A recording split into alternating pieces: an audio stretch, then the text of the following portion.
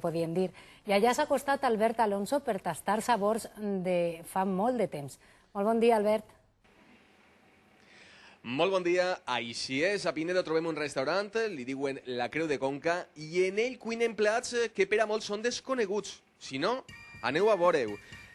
Hola, bon dia, Dani. Bon dia. A veure, quins plats, per exemple, esteu recuperant? Pues, per exemple, mira, un plat que estem fent ara és l'espardenyà, que és un plat molt típic d'ací de la zona i que molta gent no el coneix. Un plat fet anguila. Tenim altres plats com la borra.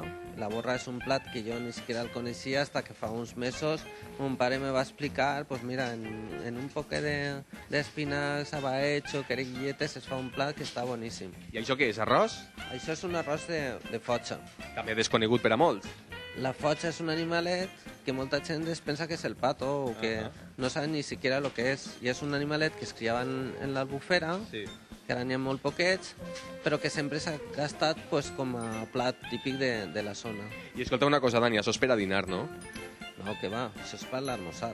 Així sempre s'han fet bons almorzars. Quina barbaritat. I què porta l'espardenyà? Pues l'espardenyà, pues, mon pare t'ho anava a explicar molt bé, perquè ell és una persona de la zona, però bueno... No, si vols, mira, jo que m'ho expliqui ton pare, i mentre tu acabes de cuinar l'espardenyà, d'acord? Molt bé. Vinga, gràcies.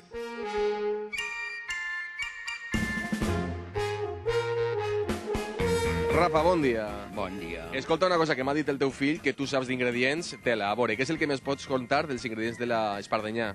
Bueno, l'ingredient de l'espardenyà hi ha que contar que quan l'arrosser se n'anava a la Marçal fa uns quants dies s'enduia molt poquetes coses. Totes les coses tenien que eixir de la sèquia.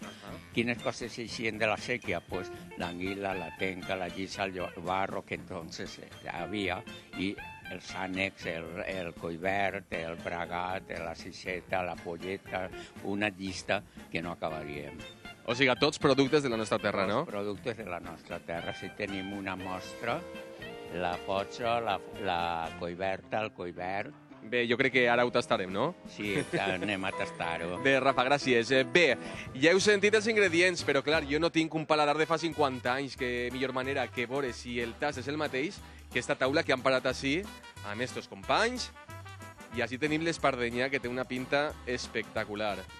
A veure si el sabor és igual que el d'abans. A veure, Pasqual, tastau? Ahí està.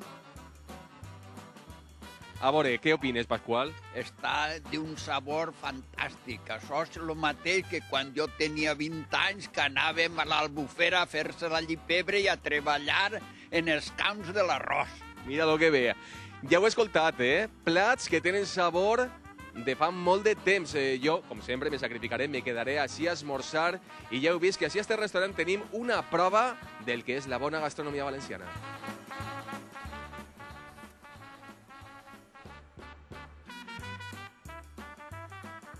Sacrifica't, Que dur és el reporter, sí senyor. Quina barbaritat, això és esmorzar, que bo, per favor, no? Quina fam, senyor. Que Que bo. dur és anar a fer directes en este programa.